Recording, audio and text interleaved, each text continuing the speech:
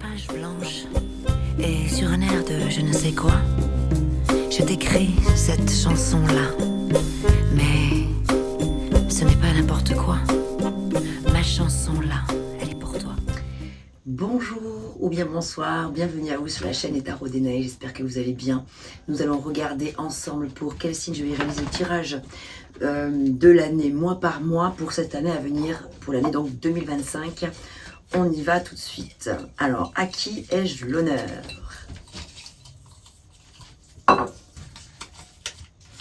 Les scorpions, bienvenue à vous les scorpions, super, eh bien, écoutez, on y va tout de suite. Alors, je vais vous expliquer comment ça va se passer. C'est un tirage que je vais réaliser en deux parties. Il y aura une première partie où je vais utiliser une carte de synthèse qui sera celle de l'oracle du cercle, puisque nous sommes sous la roue de l'année, donc j'ai trouvé que celui-ci était très à propos. Et puis ensuite, je vais utiliser les 12 arcanes majeurs pour les 12 mois de l'année. Pardon, je vais y arriver. Et ensuite, en deuxième partie, il y aura un lien que vous verrez dans la description de la vidéo pour avoir accès à une extension que je vais proposer. On y va, c'est parti. Alors, ça peut paraître bizarre, mais je vais commencer par la synthèse parce que ces cartes-là sont très grandes et que je veux pouvoir les brasser dans tous les sens parce que ces cartes-là ont un endroit, un envers, comme beaucoup d'ailleurs. Mais voilà, donc je vais au moins commencer par préparer celle-ci. Alors pour les scorpions, et si vous êtes scorpion en lune ou ascendant scorpion, ces messages seront là très certainement pour vous aussi. Je vous invite également pour avoir davantage d'informations, pour compléter les informations, à regarder donc votre ascendant, votre signe lunaire, pour avoir quelque chose de complet. Sans oublier bien sûr que je propose toujours, vous le savez, les séances personnalisées pour vos questions sur mesure. On y va. Allez, voilà pour la synthèse. Ok. Alors, 12 arcanes majeures. Je vais mettre la vidéo en accéléré le temps que j'organise mes cartes parce que je vais avoir toutes mes petites étiquettes à mettre pour les mois là. Voilà, donc je vous retrouve dans quelques secondes. À tout de suite.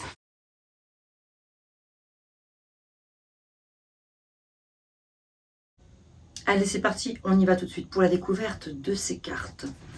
Nous avons un premier message d'introduction qui va peut-être nous donner le ton, un petit peu la météo générale de l'année 2025, ou en tout cas quelque chose, un point sur lequel il serait intéressant que vous mettiez le focus, les scorpions.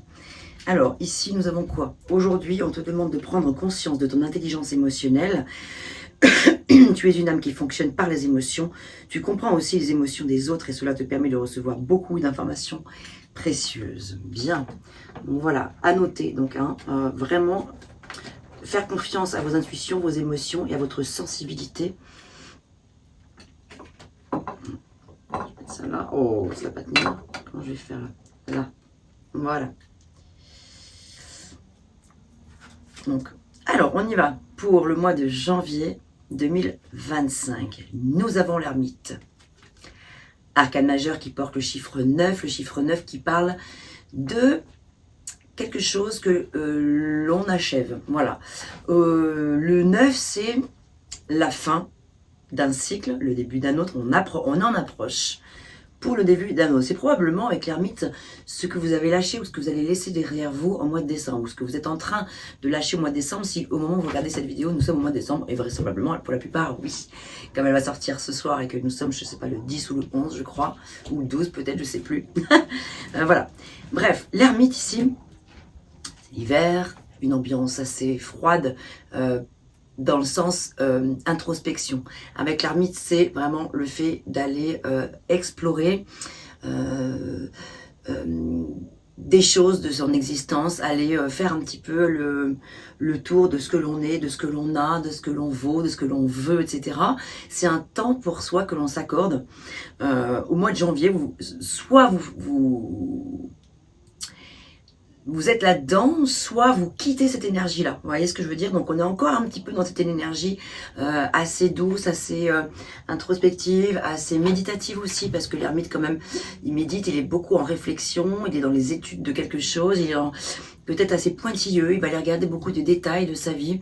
En fait, avec l'ermite, c'est peut-être un petit peu l'idée d'aller retracer peut-être sa vie, mais en tout cas son année, l'année 2024, qu'est-ce qui s'est passé, qu'est-ce qui a marché, qu'est-ce qui a fonctionné, qu'est-ce que je veux plus, à quoi j'aspire, ce vers quoi je veux aller, etc. Et qu'est-ce que je laisse surtout derrière moi. Voilà.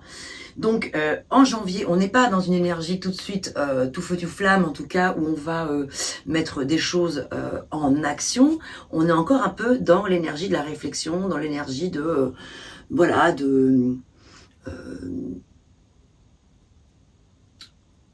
peut-être de planifier des choses, dans une énergie en tout cas de calme, de recherche spirituelle, de solitude aussi. Voilà, donc on en reparlera, on y reviendra. De là, en janvier, oh, là nous arrivons à l'étoile. Magnifique l'étoile. L'étoile nous parle de quoi? Des synchronicités, de la guérison émotionnelle, de la satisfaction, du fait d'être en pleine réalisation, dans un contentement. On est quand même dans une énergie mystérieuse aussi, où on est vraiment on poursuit son idéal, on est guidé, on est protégé, et on se laisse guider par son intuition, et ce travail qui a été fait d'introspection, peut-être que ce temps d'isolement volontaire ou isolement parce que la vie vous a peut-être aussi isolé à contre-cœur, peut-être pour certains, pour d'autres ça a été vraiment un choix, mais voilà, donc ici on est dans une énergie ok, où on se laisse guider par l'univers, par le divin, on est protégé, on est dans une énergie de chance, on met les moyens en place, on met tout en œuvre pour pouvoir voir les choses se matérialiser, celles qu'on veut voir se concrétiser. On est sur une énergie de guérison, de toute façon émotionnelle, et puis on est surtout à sa place, on est sur le bon chemin, on est dans une énergie de régénération, de bonne santé. Et si on n'est pas en bonne santé, on prend soin de sa santé. C'est un mois, le mois de février, on pourrait avoir envie justement de se reprendre en main, de peut-être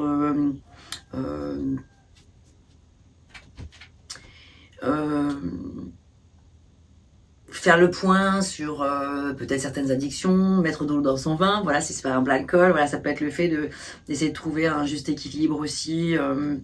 Sur le plan de la santé, en mars, nous avons la justice, qui peut parler d'un mois où, alors, soit purement et simplement, ça va être la justice qui va venir à vous pour vous rappeler à l'ordre par rapport à des choses, peut-être des papiers administratifs qui sont de plus ou moins grande ampleur, je vais y arriver, de rééquilibrer peut-être les choses. Voilà, il peut y avoir un mois ici où on se doit de reprendre un petit peu sa vie en main, peut-être sur le plan des papiers, des choses qu'on a peut-être laissées de côté pendant un bon moment, parce que justement, quand on s'est mis un petit peu en mode ermite en janvier, ou peut-être même un petit peu avant, on a laissé de côté des choses peut-être importantes. Donc là, ici, c'est soit vous dites de vous-même, bon là quand même, allez, je reprends un peu les choses en main, soit si vous le faites pas, bah, c'est la vie qui va le faire à votre place. Donc voilà, ça peut être aussi un mois où il peut y avoir des situations en lien donc avec la loi, des situations en lien avec peut-être aussi des prises de décision importantes, comme, alors ça peut être à l'opposé, ça peut être un mariage ou un divorce, en tout cas voilà, un engagement qui s'officialise, ça peut être aussi une décision qui va être prise avec un banquier qui va décider ou non de vous prêter l'argent ou pas pour tel projet par exemple, voilà, peut-être l'acquisition d'un bien immobilier, ou en tout cas une prise de décision. En mars, il y a quelque chose qui tranche, qui se doit d'être tranché, donc soit que vous allez trancher, soit que la vie va trancher pour vous. Et pour aller dans le détail de tout ça, c'est plutôt après dans l'extension qu'on pourra aller regarder secteur par secteur plutôt de quoi il s'agit. Est-ce qu'il va s'agir d'une acquisition matérielle, financière? Est-ce que c'est quelque chose qui est en lien avec la vie sentimentale aussi, etc. En avril, nous avons la Lune qui est l'énergie de la réceptivité, le canal de la réception. On est dans le monde de l'inconscient, des rêves, de la rêverie aussi. Et puis, ça peut parler également aussi de l'avènement d'une grossesse. Hein, voilà, avec la Lune, on est dans une énergie féminine. Alors, on avait l'étoile avec l'énergie féminine aussi. Ici, ça peut être un désir de grossesse ou voilà, la mise en route d'un projet, d'une naissance qui verra le jour soit là au mois d'avril ou qui se met en place pour plus tard dans l'année. Mais il y a un lien avec la femme, la maman, la maternité, le lien maternel en tout cas. Voilà, donc une énergie assez féminine ici.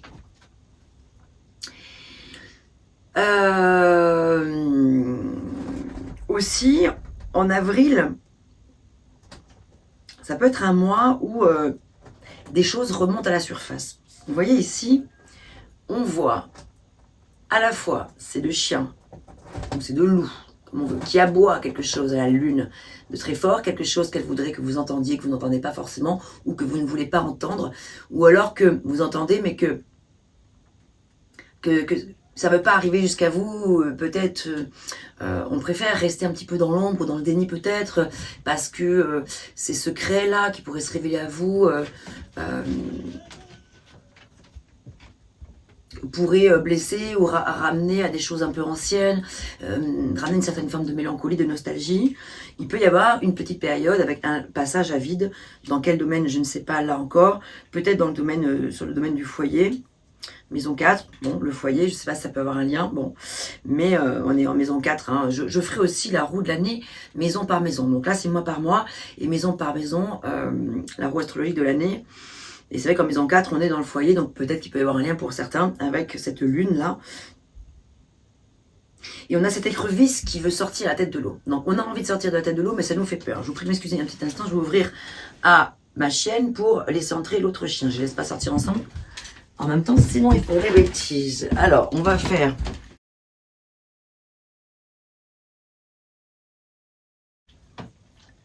Et voilà, je vous prie de m'excuser. J'en ai profité pour me servir un petit verre d'eau. Ok, donc voilà avec la lune. Hein. Alors, on peut avoir envie, voilà, de sortir la tête de l'eau par rapport à une situation. On a peut-être envie de voir des choses émerger. On veut voir des choses peut-être remonter à la surface, sortir peut-être de certains marécages, d'un certain brouillon, d'un certain brouillard, d'un certain marasme, enfin voilà. On verra après, quand on recouvrira, si on a davantage d'informations, mais voilà. C'est vague, c'est vaste, enfin c'est vague. Ça peut parler de toutes ces choses-là. De fécondité aussi, de liens intimes. Hein, voilà, on est sur le domaine aussi de l'intimité ici. Ensuite, le chariot, très très belle lame majeure parce qu'ici c'est une énergie d'avancement. Donc on avance sur un projet ou sur une situation où on avance sur son propre chemin. Le chariot, c'est je conduis ma vie. C'est celui qui conduit le char de sa vie. Pourvu que l'on garde le cap et que l'on arrive à tenir les rênes de ce chariot, parce que on a ici un conducteur qui est super bien apprêté, extrêmement bien habillé, etc. Mais sur un chariot un petit peu mal attelé, en fait. Ce qui peut signifier que tout peut être génial si on garde son cap. Si on garde le cap des objectifs qu'on s'est fixés, par exemple avec l'ermite, quand on a pris le temps de se retrouver avec soi-même, de prendre des décisions et tout ça, en gros, c'est ça passe, ça casse. Mais le chariot est plutôt une énergie extrêmement positive, où en général, c'est de bon auspice, de bon augure.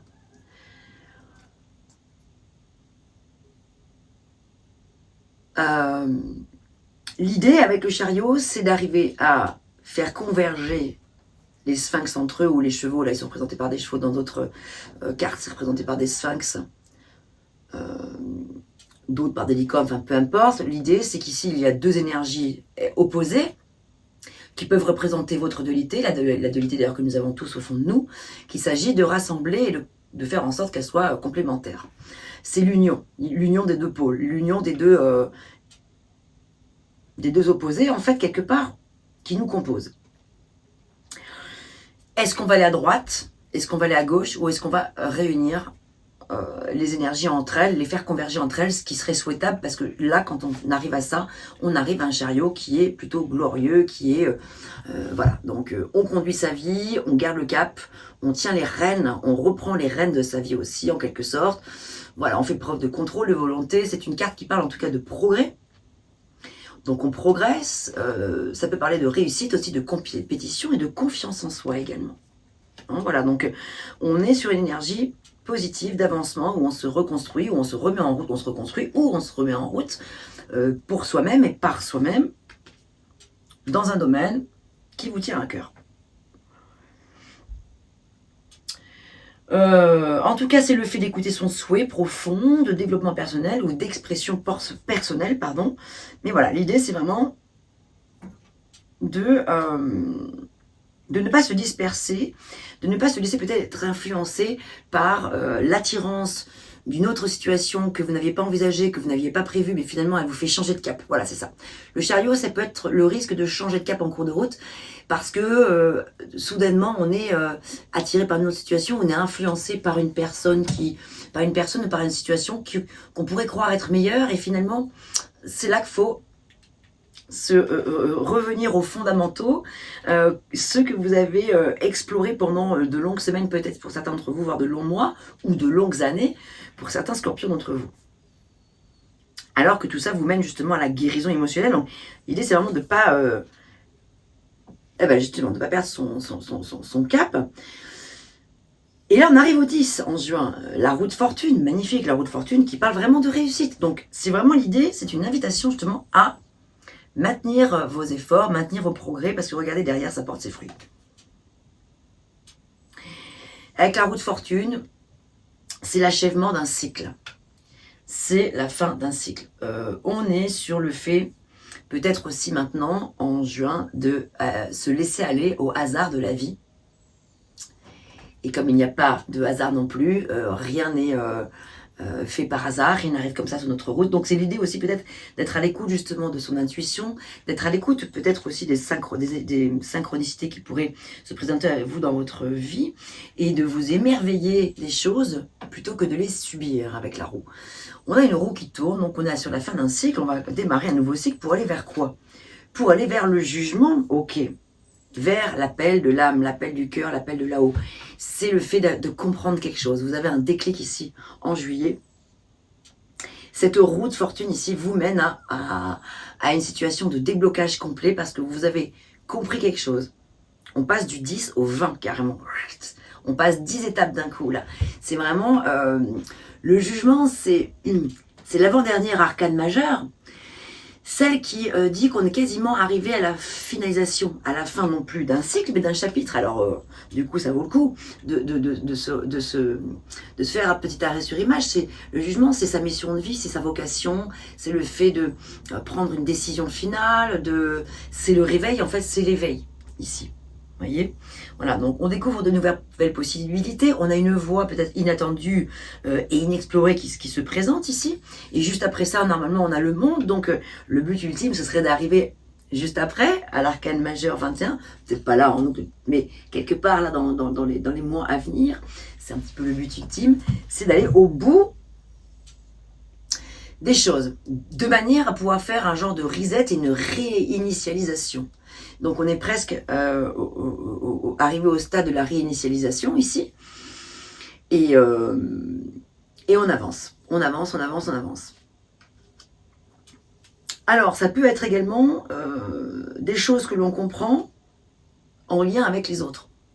On peut tout d'un coup mieux percevoir une situation, mieux comprendre son partenaire, sa partenaire de vie, un parent, un frère, une sœur. En fait, c'est un peu l'idée d'avoir un déclic ici, un déclic tel qui vous permet de vous dire « Oh, mais c'est bon là, punaise, j'y vais là, je me réveille maintenant.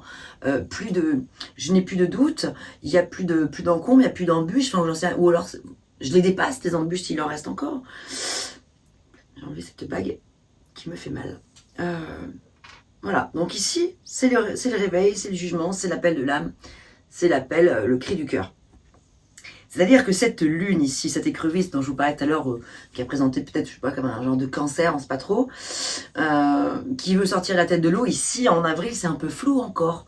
Et en fait, tout se décante par là. Parce que vous suivez votre voie avec le chariot, parce que vous écoutez votre voix intérieure ici, et du coup, ici, les choses se décantent. Et en août, la transformation arrive avec la mort. La mort, c'est génial. Ça, c'est vraiment, ça y est. On peut enfin se dire, c'est la fin du passé. C'est la renaissance, c'est je me libère de quelque chose, je me délaisse de quelque chose dont je n'ai plus besoin dans ma vie, quelque chose qui n'est plus du tout significatif pour moi. J'ai d'autres choses qui m'attendent ici. Je vis donc la fin d'un cycle et je vais pouvoir renaître et vivre plus aligné, plus authentique. C'est un petit peu l'alignement ici, du coup. la mort. Donc génial, avec la faux ici que l'on voit, ce squelette qui tient cette faux, il balaye tout sur son passage. Ça peut être l'occasion en août aussi de faire du tri, peut-être dans certaines relations, ou dans ses affaires en général, ou peut-être de déménager et en déménageant, ou pas forcément de déménager, mais voilà, de faire du tri dans ses papiers, dans ses affaires. Est-ce qu'on a accumulé beaucoup de choses? Voilà, donc on se déleste de pas mal de choses et on dit adieu au passé. Et c'est un peu un point final en fait. On est vraiment sur un point final. En tout cas, c'est une invitation à faire ce point final ou à l'accepter s'il s'impose à vous, parce que derrière, il y a vraiment quelque chose de merveilleux qui se présente, qui arrive à vous. Donc voilà, c'est vraiment le grand nettoyage, c'est la transition, c'est la transformation, c'est le changement, ou c'est un grand point final. Changement de toute façon qui va nous amener vers l'amoureux.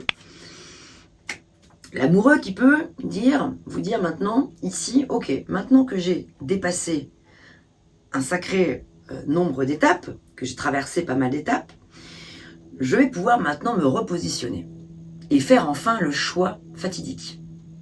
Le choix ultime, l'amoureux, c'est le choix, c'est je dois prendre une décision, mais je dois être en accord avec. C'est le fait d'être en accord, en union. C'est aussi la carte de l'harmonie. L'amoureux, c'est l'harmonie. C'est je choisis ce qui est bon pour moi. Je tranche entre cette situation-là, qui est certes très attirante. Maison 7, on est dans la maison 9, le monde aussi des tentations. On est peut-être tenté d'aller vers cette direction-là, parce qu'elle est séduisante, elle est attirante, elle est passionnante, elle est belle, elle brille. Mais attention aux allures trompeuses aussi de tout ce qui peut briller comme ça. Et alors qu'à côté, on a une autre situation qui est moins brillante, moins pétillante, moins d'étoiles autour, moins de choses superficielles peut-être. Une situation qui est moins palpitante, mais beaucoup plus stable, beaucoup plus fiable, et beaucoup plus justement significative, quelque chose. Voilà, donc là, vous allez vous dire, qu'est-ce que je fais ? Qu'est-ce que je choisis entre la quantité ou la qualité? Qu'est-ce que je choisis entre cette personne-là, par exemple, ou une autre? Celle-ci qui va m'apporter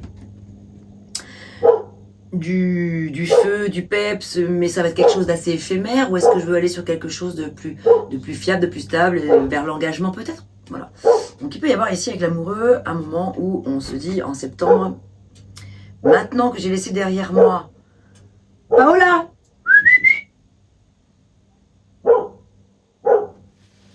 je vais la rentrer. Voilà, donc avec les amoureux, donc la carte de l'amoureux, c'est un peu j'hésite. Hein, l'idée c'est j'hésite. Le mot phare, c'est j'hésite.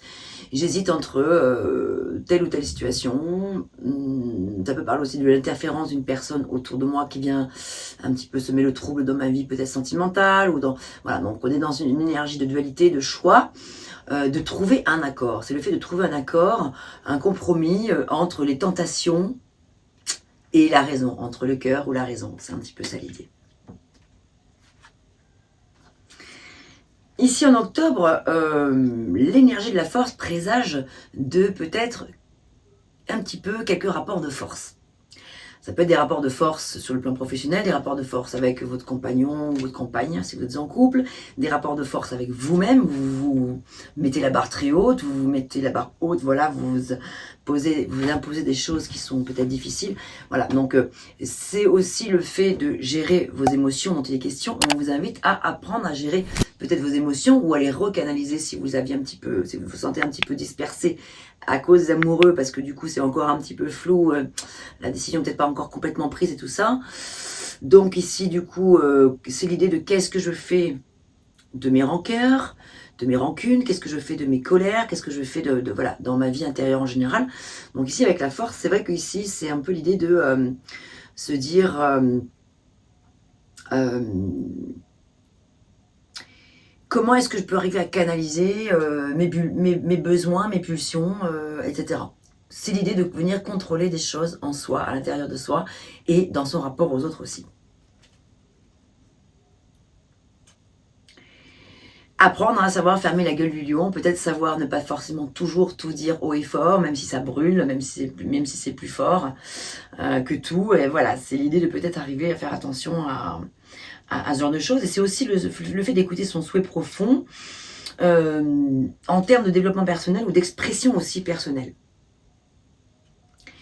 On travaille sur sa force intérieure, on essaie d'être plutôt dans une énergie de force tranquille plutôt que de force frontale, et puis on apprend à canaliser ses émotions, ses pulsions, et peut-être des choses aussi sur le plan de la libido, parce que c'est vrai qu'ici la force peut parler de libido, d'une libido assez forte, qui peut demander à être un petit peu canalisée, parce que ça peut être un petit peu oppressant pour les personnes autour de vous, et peut-être même pour vous-même. Voilà. Donc, on recouvrira dans l'extension pour voir un petit peu plus ce qu'on peut avoir comme information ici. En novembre, nous y revoilà dans le monde des tentations. Le diable. Alors, je vous parlais justement de la libido. Je vous parlais de choses peut-être à canaliser sur ce plan-là, peut-être pour certains d'entre vous, de pulsions fortes, parce que du coup, ici, le diable, on est en plein dedans. Donc là, on pourrait imaginer que pour certains d'entre vous, vous avez craqué, vous avez dit oui, vous avez succombé à la tentation. C'est pas un jugement, c'est pas un mal, il n'y a rien du tout de... Voilà, mais c'est simplement que ici, avec le diable, c'est vrai que c'est de toute façon le fait d'avoir envie d'écouter ses pulsions, ses envies, ses besoins, voilà. C'est aussi la part d'ombre qui sommeille en chacun d'entre nous, et où on se dit on y va ou on n'y va pas. Mais c'est vrai qu'ici, moi j'aime bien cette phrase que j'ai entendue il n'y a pas plus tard qu'il y a 4 ou 5 jours, quand j'ai revu ce film que j'adore, Snatch, pour ceux qui connaissent Snatch. Ah non, c'est pas dans Snatch, c'est dans l'autre, celui qui précède Snatch. Ah punaise, j'ai oublié le titre. Bref, quand tu danses avec le diable, tu dois aller jusqu'au bout de la chanson. Voilà, donc c'est l'idée que bon, vous avez voulu y aller, ok, c'est un peu l'idée d'aller jusqu'au bout. Ok, vous pourriez avoir envie, certains d'entre vous, d'aller explorer de nouvelles choses, des choses qui sont très attirantes. Et vous verrez ce que ça vous apporte. Bon, en tout cas, c'est vrai qu'ici, ça peut parler d'envie, voilà, c'est le monde des instincts, donc de vivre des désirs, de les réaliser, et puis ça va être aussi le fait de comprendre tout ce qui est souterrain. Ici, hein, voilà. Comme je vous le disais, c'est un peu les tréfonds de l'être humain ici. En tout cas, ça peut parler d'excès de manière générale, d'excès aussi sur le plan peut-être du matériel ou des finances pour certains d'entre vous. Par contre, c'est une carte aussi de bon augure pour le domaine financier quand même aussi, parce que c'est une bonne lame majeure pour les finances. C'est une bonne lame majeure également pour, là, c'est le côté amoureux, pas forcément dans le sens de la grande stabilité, la fidélité ou ce genre de choses-là, mais par contre c'est une très bonne lame pour si vous voulez vivre quelque chose de passionnel, de fougueux, de torride, on est en plein dedans. Donc novembre, ça peut, voilà, ça peut être un mois très fort sur le plan de la libido pour certains, ou de rencontres, voilà, d'expériences à vivre nouvelles. Il se peut que pour certains, avec l'amoureux ici, donc on a vu en septembre, vous soyez, certains d'entre vous soient dans une situation de triangulaire ou entre deux, que la décision soit vraiment difficile à prendre, et vous êtes encore un petit peu dans une situation comme ça, avec le diable ici. Alors, parce que c'est vrai que le diable, c'est quand même aussi, le diable, il nous parle aussi de ça. Il nous parle aussi du fait que on peut être attaché aux chaînes d'une situation.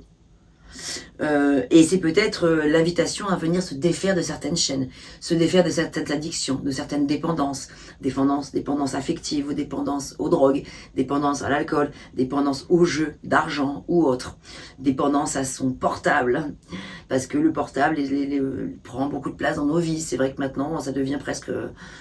voilà, on y passe 90% de son temps. Enfin, je sais pas, il y a eu des études de fait là-dessus, c'est juste incroyable.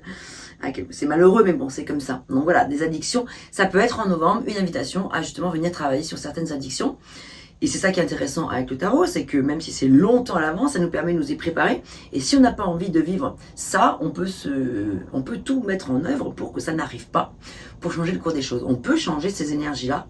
L'important, ce qui est intéressant, c'est de savoir, d'avoir quelques indications sur ce qui pourrait se présenter si rien ne bouge. Si vous ne faites rien, c'est vrai que ce sont les énergies qui possiblement se présentent à vous. En décembre, tour maison Dieu, patatras.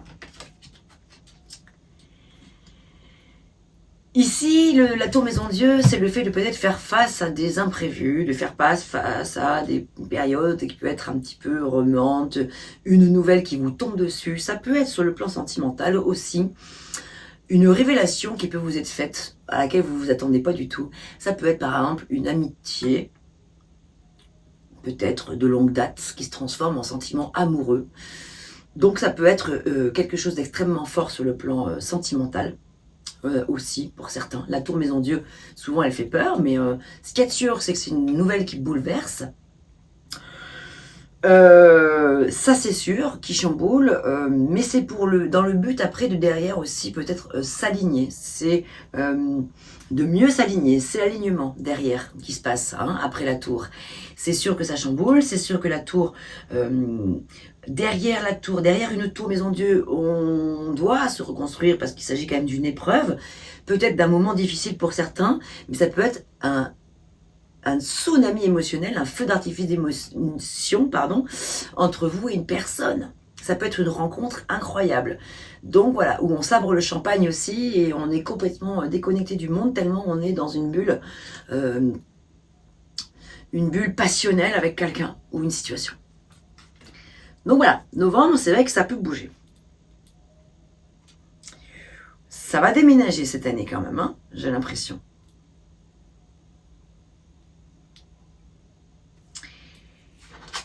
En synthèse, nous avons la vacuité. Je vous lirai le message dans l'extension que je vais faire tout de suite avec vous sous vos yeux.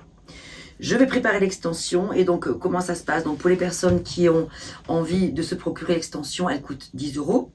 Ça va être un approfondissement de toutes ces cartes-là. Je vais laisser les cartes telles qu'elles sont, je vais juste les recouvrir et regarder différents secteurs. Secteur professionnel et secteur ensuite sentimental. Donc voilà, les extensions seront bientôt sur mon site internet, mais pour l'instant c'est pas encore mis en place. Donc le plus simple pour vous les procurer, c'est tout simplement de m'envoyer un mail. Vous verrez dans la description, il y a mon mail. Enfin voilà, enaetaro@gmail.com. Vous m'envoyez un petit mail, vous me demandez l'extension, je vous l'envoie et elle coûte 10 €. Et je me fie donc à mon intuition. Je vais recouvrir quelques cartes seulement. Je ne vais pas toutes les recouvrir, mais je vais les recouvrir celles qui me paraissent importantes, voire nécessaires. On a quand même des cartes assez fortes, assez puissantes. On a la mort, donc l'arcane sans nom. On a le diable, on a la maison Dieu. Voilà, donc avec le jugement juste avant. Alors, on va recouvrir 4 cartes pour commencer. On verra. Donc voilà, je le fais sous vos yeux et après, je continuerai cette lecture donc dans l'extension. On y va.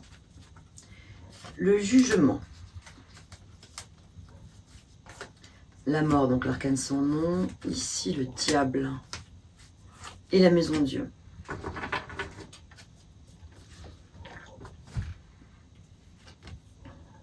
Nous avons la reine de feu avec la maison de Dieu. Le 10 de terre avec le diable. Le 7 de terre, donc le 7 de denier, 10 de denier, 7 de denier avec l'arcane sans nom la mort. Et le 7 d'air, nous avons 2 7. Qui parle effectivement d'obstacles, probablement plutôt dans le domaine professionnel ou sentimental. De toute façon, voilà, c'est vrai que ce sont 2 domaines que je ressens un petit peu impactés, globalement.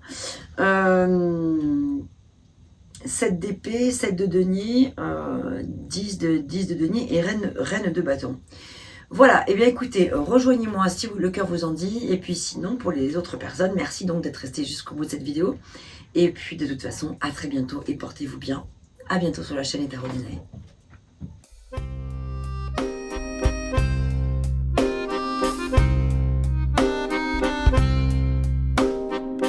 D'une page blanche, j'ai un peu comme le cœur qui flanche. Et sur l'air d'une chanson douce, simple petit coup de pouce, j'ai juste un petit peu besoin de toi. Oh manège, quel doux manège.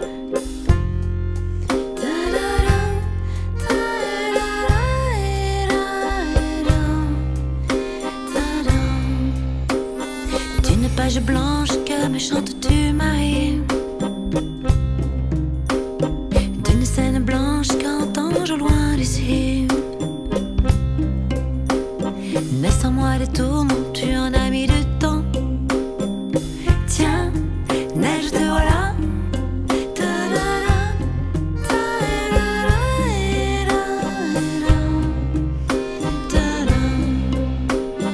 Douce Marie douce, comment seras-tu?